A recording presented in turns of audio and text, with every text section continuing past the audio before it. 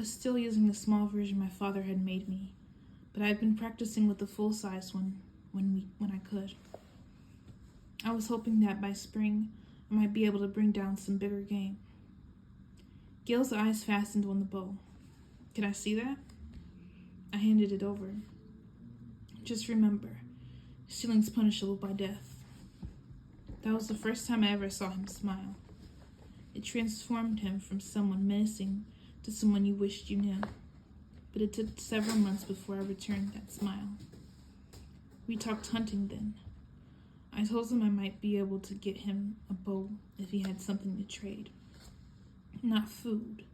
I wanted knowledge. I wanted to set my own snares that caught a belt of fat rabbits in one day. He agreed something might be worked out.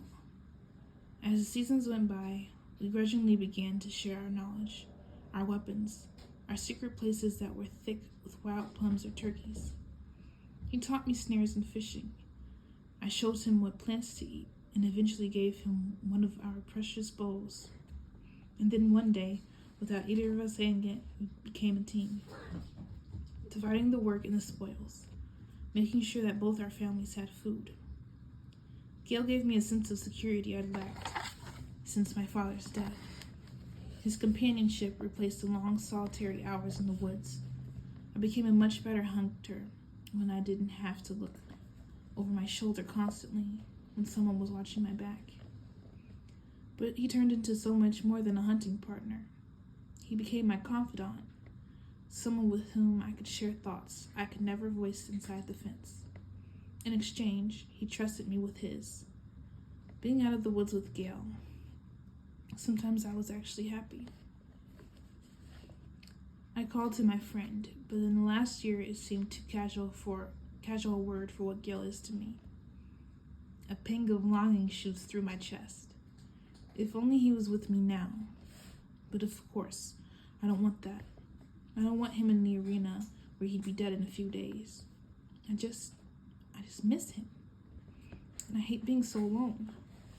Does he miss me? He must. I think of the 11 flashing under my name last night. I know exactly what he'd say to me. Well, there's some room for improvement there. And then he'd give me a smile, and I'd return it without hesitation. I can't help comparing what I have with Gail to what I'm pretending to have with Peta. How I never question Gail's motives when I do nothing but doubt the latter's. It's not a fair comparison, really. Gail and I were thrown together by a mutual need to survive. Peta and I know that other survival means our own death. How do you sidestep that? Effie's knocking at the door, reminding me there's another big day ahead. Tomorrow night will be our televised interviews. I guess the whole team will have their hands full readying us for that. I get up and take a quick shower, being a bit more careful about the buttons I hit, and head down to the dining room. Peta, Effie, and Hamish are huddled around the table, talking in hushed voices. That seems odd, but hunger wins out over curiosity, and I load up my plate with breakfast before I join them. The stew's made with tender chunks of lamb and dried plums today, perfect on the bed of wild rice. I've shoveled about halfway through the mound when I realize no one's talking.